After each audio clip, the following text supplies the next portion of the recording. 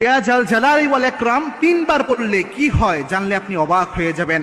ইয়া জাল জালালি ওয়াল ইকরামের শব্দটা যদি আপনি তিনবার পড়তে পারেন, এটার যে ফজিলত রয়েছে এটা জানলে নিজেই অবাক হয়ে যাবেন, যেটা রাসূল সাল্লাল্লাহু আলাইহি ওয়াসাল্লামের হাদিসের মাধ্যমে জানা যায়। দেখেন আল্লাহর হাবিব সাল্লাল্লাহু আলাইহি ওয়াসাল্লাম তার জীবদ্দশায় যে আমলগুলো করতেন, যে জিনিসগুলো জানিয়েছেন, যে ইনস্ট্রাকশনগুলো দিয়ে দিয়েছেন, এই সবগুলোর মধ্যে বারাকা রয়েছে। এই সবগুলো উম্মতের জন্য শিক্ষা। রাসূল সাল্লাল্লাহু আলাইহি ওয়াসাল্লাম একদা বসা ছিলেন মসজিদে নববীতে, আল্লাহর হাবিব সাল্লাল্লাহু আলাইহি ওয়াসাল্লাম বসে রয়েছেন। এক লোক এসে বিশ্বনবীর পাশে দোয়া করছিলেন, হে আল্লাহ, আমাকে এটা দেন, আমাকে এই নিয়ামত দান করেন, এই নিয়ামত আমাকে দিয়ে দেন, এই রিজিক আমার বৃদ্ধি করে দেন, এইভাবে দোয়া করছিলেন। আল্লাহর হাবিব সাল্লাল্লাহু আলাইহি ওয়াসাল্লামের এই হাদিসটি ইবনে আব্বাস রাদিয়াল্লাহু তাআলা আনহু, সম্ভবত আনাস রাদিয়াল্লাহু তাআলা আনহু তিনি বর্ণনা করছেন।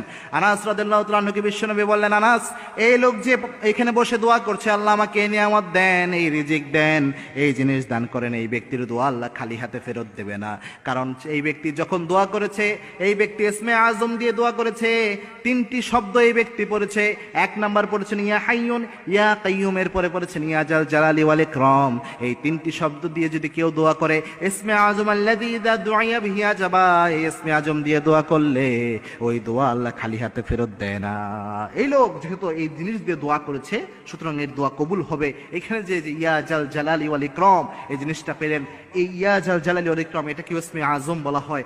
এটা যদি আপনি যখন তাহাজ্জুদের নামাজ রাতের বেলায় উঠবেন, আল্লাহর কাছে যখন দোয়া করবেন, আল্লাহর কাছে যখন চাইবেন, তখন যদি বারবার এটা পড়তে পারেন, ইয়া হাইয়ুন ইয়া কাইয়ুম ইয়া জাল জালালি ওয়াল ইকরাম মিনিমাম 3 বার পড়তে পারেন, আল্লাহ রাব্বুল আলামিন দোয়া কবুল হওয়ার ক্ষেত্রে আল্লাহ রাব্বুল আলামিন অনেক সহজ করবেন এবং আল্লাহ রাব্বুল আলামিন আপনার দোয়াকে অ্যাকসেপ্ট করে নেবেন। মনে রাখবেন, দোয়া অ্যাকসেপ্ট করার মালিক একমাত্র আল্লাহ রাব্বুল আলামিন। এবং এই দোয়া যদি আপনি বিশ্বনবীর তরিকা অনুযায়ী করতে পারেন, সিনসিয়ারলি করতে পারেন, এই সিনসিয়ার দোয়া লাইকে মিসাইল হামলা করলে যেমন মিস হয় না, দোয়ার মতো দোয়া করতে পারলে, বিশ্বনবীর পদ্ধতি অনুযায়ী দোয়া করলে সেই দোয়া আল্লাহ রাব্বুল আলামিন খালি হাতে ফেরত দেয় না। সুতরাং যখনই দোয়া করবেন, এই শব্দটা ইয়া হাইয়ুন ইয়া কাইয়ুম ইয়া জাল জালালি ওয়াল ইকরাম এটা যোগ করে দোয়া করবেন এবং 3 বার আল্লাহ রাব্বুল আলামিনের কাছে বারবার আবেগ আপ্লুত হয়ে এই দোয়াটা করবেন। তাহাজ্জুদের সিজদায় যে যদি দোয়া করতে চান, তখনও সুবহানা রাব্বিল আ'লা কয়েকবার বলার পর আপনি এটা পড়তে পারেন, ইয়া হাইয়ুন ইয়া কাইয়ুম ইয়া জাল জালালি ওয়াল ইকরাম। মুনাজাতে হাত তুলে আল্লাহর কাছে দোয়া করতে চান,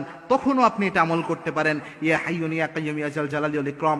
অথবা নামাজে সালাম ফিরানোর আগে যখন আমরা অনেক সময় মাসনুন দোয়াগুলো যে করা হয়, যেটা রাসূল সাল্লাল্লাহু আলাইহি ওয়াসাল্লাম সারা জীবন করেছেন, এই অবস্থায় যদি আপনি এই আমলটা করতে পারেন, ওই সময় আপনি এই 3টে শব্দ পড়ে এরপরে যদি আপনি এই দোয়াটা করতে পারেন, যে কোনো দোয়া, যে কোনো মনের বাসনার জন্য আল্লাহর কাছে চাইতে পারেন, আল্লাহ রাব্বুল আলামিন আপনার মনের আশা ভরসা অবশ্যই আল্লাহ রাব্বুল আলামিন কবুল করে নেবেন। এবং এই দোয়াটি, এই শব্দটি আল্লাহ রাব্বুল আলামিন সবচেয়ে পছন্দ করেন। এই শব্দ 3টিকে এই জন্য ইসমে আজম বলা হয়। এই আমল করার তৌফিক আল্লাহ আমাদের সকলকে